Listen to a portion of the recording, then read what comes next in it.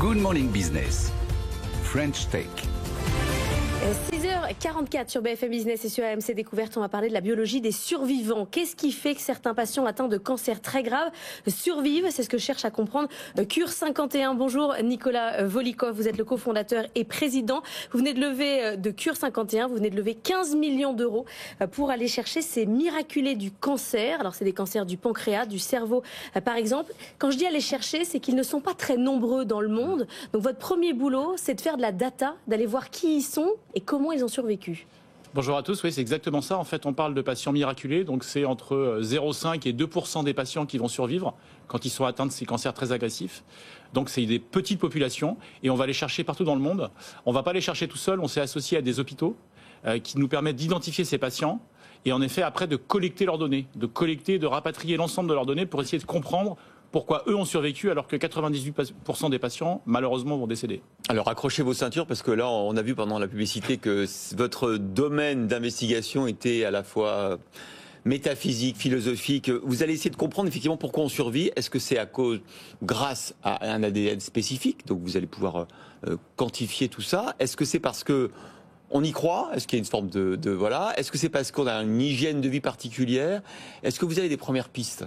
On n'a pas encore de premières pistes et on reste très humble. Ce qu'on a fait, c'est qu'on a déjà identifié ces survivants. On en a identifié plus de 1300 dans le monde aujourd'hui, dans 35 pays différents. Donc c'est ça qui est intéressant aussi. Il y a beaucoup de diversité ethnique.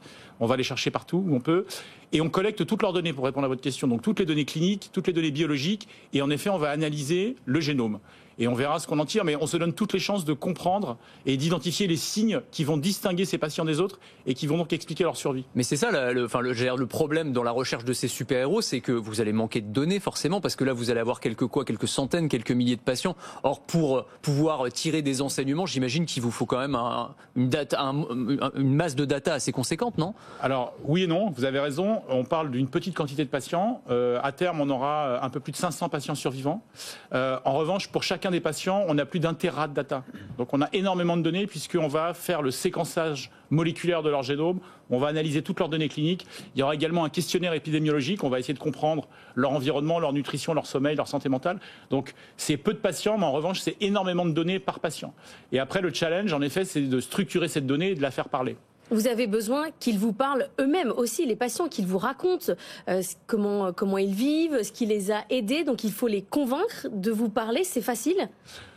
Alors oui et non, c'est toujours pareil, ça dépend des régions. Culturellement, il y a des patients qui s'expriment plus facilement sur leur maladie que d'autres. La chance qu'on a, c'est qu'on travaille vraiment en relation très étroite avec les hôpitaux qui les ont soignés et avec les équipes médicales qui les ont soignés. Donc ça facilite vraiment le dialogue. C'est plus facile aux États-Unis qu'en Europe? On va dire qu'en Amérique du Nord, le rapport à la maladie est un peu plus désinhibé. Les gens ont plus tendance à en parler, à devenir des ambassadeurs. Culturellement, c'est un peu différent en Europe, mais ça change. Et donc, non, c'est juste qu'il y a 2 prix Nobel au Conseil scientifique. Je rappelle, Thomas Lindahl, chimie 2015, et Jules Hoffman, médecine 2011. Et que là, pour cette levée de fonds de 15 millions d'euros, vous avez quand même réussi à convaincre Hitachi Venture, Life Extension, Xavier Niel et Olivier Pommel. On a déjà eu quelqu'un qui avait été financé par le PDG, cofondateur de Datadog, hier. Donc, pourquoi est-ce que cette recherche, cette quête des survivants et des super-héros est aussi importante pour la médecine? Alors ouais, on est très content que les investisseurs prestigieux nous aient fait confiance. On a aussi Sophie Nova qui est notre investisseur de référence. Donc on a des investisseurs européens, asiatiques et américains. Et en fait, ce qui les intéresse, et pour répondre à votre question, il y a 2 choses, je pense, c'est qu'on change un peu le modèle, on change les règles du jeu. Plutôt que s'intéresser aux patients qui décèdent, essayer de comprendre pourquoi ils décèdent, on part des patients qui survivent. Donc c'est une approche rétrospective. On sait qu'ils ont survécu. On veut comprendre pourquoi. Et en effet, il y a tout un mouvement aujourd'hui qui s'intéresse à la longévité, aux facteurs de survie, sur comment mieux vivre plus longtemps. Et c'est vraiment à la confluence de la science, de la data et de la technologie. Et donc il y a beaucoup d'intérêts qui convergent et ça suscite un vif intérêt à la fois dans la communauté scientifique et financière. Et on est ravis de ça. Et donc si on se projette dans quelques années, parce que là on comprend que tout ça est très embryonnaire, quand on aura compris comment ça fonctionne, l'idée derrière, j'imagine, c'est d'inventer des nouveaux types de traitements, donc genre des vaccins contre le cancer qui se baseraient sur vos découvertes par exemple, c'est ça? Exactement ça. La première étape de la société, c'est donc d'identifier ces patients, de collecter leurs données. Après, c'est de structurer cette base de données, de la faire parler, si j'ose dire, d'identifier ce qu'on appelle des cibles thérapeutiques pour pouvoir développer des nouveaux traitements. C'est exactement ça. Et ça ne serait pas de modifier le génome, si non, du tout. Non, ces super-héros, comme vous les appelez, ces patients miraculés, ils ont survécu.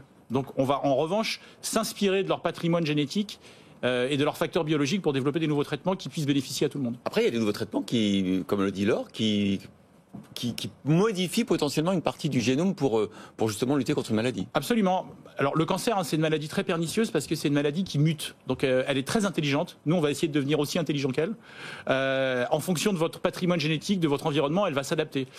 Donc l'idée, c'est de comprendre pourquoi ces survivants exceptionnels, ils ont réussi à vaincre ces mutations. Cure 51, vous nous dites pourquoi 51 ? C'est un hommage à une scientifique qui s'appelle Rosalind Franklin, qui a été la première à identifier l'ADN, et ça s'appelait le cliché 51. Ah, ça veut dire que vous avez quand même une suspicion que c'est l'ADN qui serait le principal facteur. Il y a pas, enfin, le génome en tout cas, il y a des composants dans le génome, mais on va les regarder, ouais, tout à fait. Merci beaucoup Nicolas Volikoff, cofondateur donc de Cure 51.